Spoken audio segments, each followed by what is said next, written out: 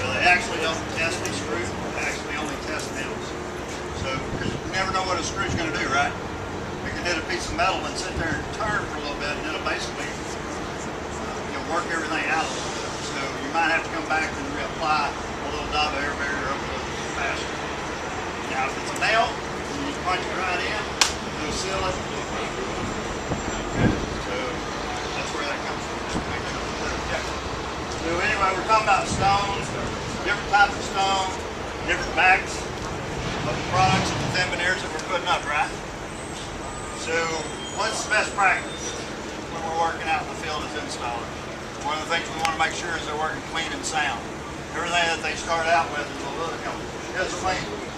Sitting out in the yard for a month, sitting out on a job site for a month, it's going to start getting a little dirty.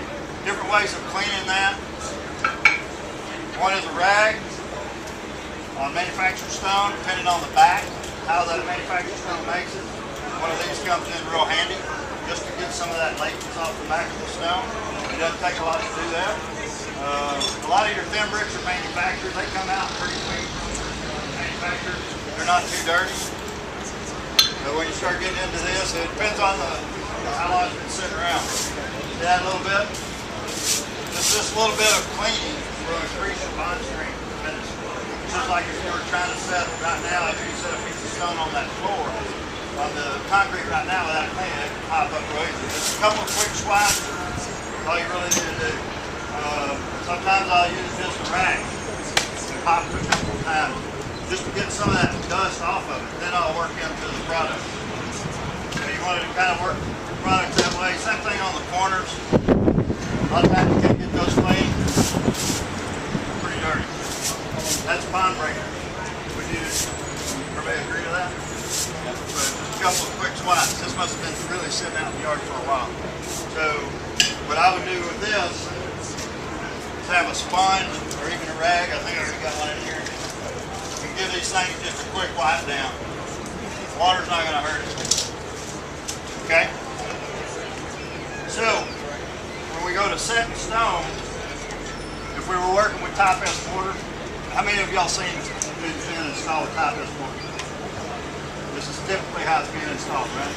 So they'll take your mud, they'll put it on the back of the stone, and they'll kind of work it around the edges, right? You seen this? Everybody seen this probably once or twice?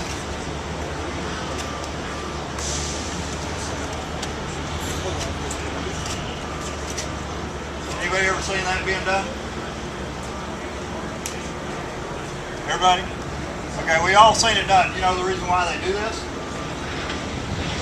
Anybody tell me? Huh? A little bit more suction, right? So what they're trying to do is take this piece, here, I'll just set it right here. They'll press it against the wall. They'll kind of compress it, what I call the wiggle and jiggle. And then they'll have to sit there and hold it for a little bit, letting that kind of pre-set up. You know, all the lime and everything in there zaps water. It consumes a lot of water, the lime does. So it'll lock itself up real quick. And they'll hold it and then they'll let go. Now, what's one of the problems with that hole being there? Water. Slides down. Now, what's the problem with it? Of leaving that hole in the back? There's no adhesion at that point. Sun? Moisture's another issue. But what's code requires us to do? On that mixture applications, what are we supposed to try to do? 100% coverage. 100% coverage is what we're trying to do. So if they're set in stone this way, are they getting 100% coverage? Right? So what we try to do is just show them different ways of doing that using higher strength mortars and easier ways to do it. Another thing that they'll do on big pieces, if they're really heavy, because some of the manufacturers make a heavier stone. Anybody ever see them put nails or screws down below the piece and hold them up there? What happens on a job site if you got drywallers on the inside trying to work at the same time they're setting stone on the outside? You got fights going on, right? So, clean that a little bit off. Now this isn't Type S mortar, everybody agree? Notice I'm throwing this right back in the same bucket. If I was cleaning an area, I would do the same thing. I would not try to throw material away. I'll put it on the next piece going in. So what I want to do, when I start setting with the new mortar systems out there, if I want to do the mason way of installing, I'm going to take it and I'm going to do a quick swipe. The reason for this, what am I doing? I'm grinding it into the back of the system.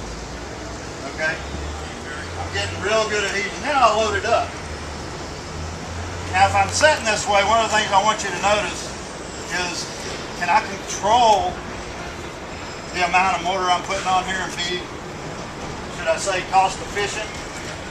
Am I wasting a lot of material? If that was top S, that's about how much material you put on it, right? Anywhere from a half to 3/4 of an inch, sometimes even more. So I'm going to set this piece. What I'm going to do with our mortar, I'm going to give it a nice firm pressure, press up. I'm going to slide it an inch to 1.5 inches, depending on the piece size. Now if I was doing a thin brick mortar, right, I wouldn't have to go that far. It's a smaller piece. But a bigger piece, I'm going to slide it. When I do that sliding action, I'm actually rubbing it into the back of the substrate a little more. I'm really getting good what I call transfer.